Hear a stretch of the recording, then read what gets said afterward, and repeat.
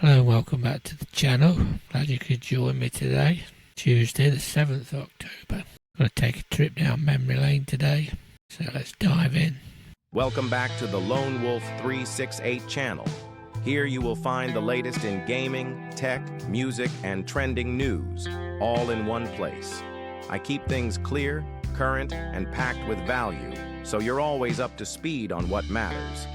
Join the ever-growing Wolfpack by hitting subscribe. It is completely free and helps the channel grow, so I can keep bringing you more informative and entertaining content. Let's keep building this community together. Stay sharp, stay informed, and welcome to the Wolfpack. For many a long time internet users, AOL's dial-up was our first online doorway. It carried emails, chat rooms, and early websites. But after 34 years, TLC has ended. AOL's dial-up service has officially been discontinued.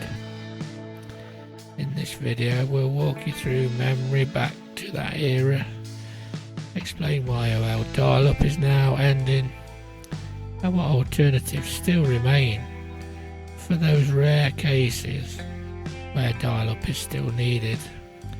AOL, which is America Online, launched dial-up access in the mid-1990s, becoming one of the most recognised gateways to the early internet. Over time, broadband, DSL, cable, fibre outpaced dial-up by orders of magnitude. People wanted always-on connections and higher data rates.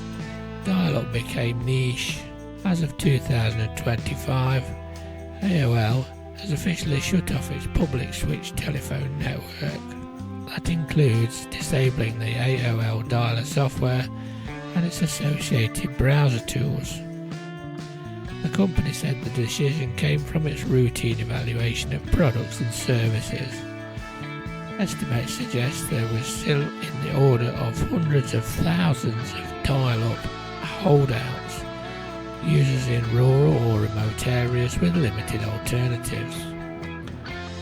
So yes, the last strands of 56k modems being used for internet access has been unplugged. To understand the logic, let's break it into technical, economic and practical factors. Declining user base and cost burden, maintaining modem banks, PTSN infrastructure, support staff. All this costs money, especially for a shrinking group of users. The more niche the service, the harder to justify. Obsolete speeds and users' expectations at 50 kbps or lower connection today is painfully slow. Websites, videos, images, scripts, everything assumes much more higher bandwidth. Using compression or simplified pages helps, but it's a weak substitute. The rise of alternatives, broadband, DSL, cable fibre, cellular 4G, 5G, or even satellite internet have become more accessible, pushing dial-ups further into obsolescence.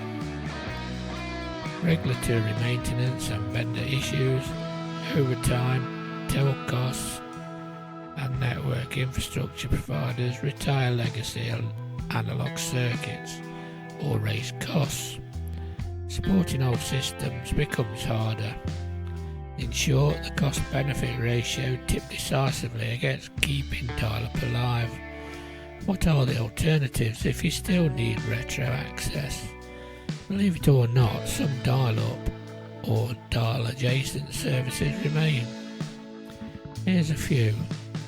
MSN dial-up from Microsoft still offers dial-up service in the US at around $21.95 a month or $179.95 for the year.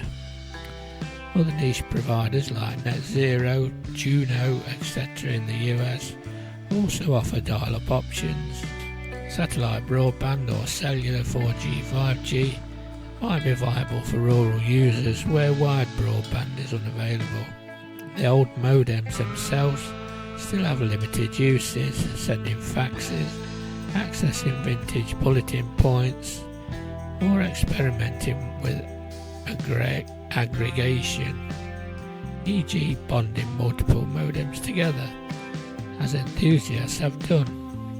One interesting tidbit, hobbyists have managed to combine multiple 50K, 56K modems using multi-link PPP to push download speeds into the hundreds of kilobytes per second.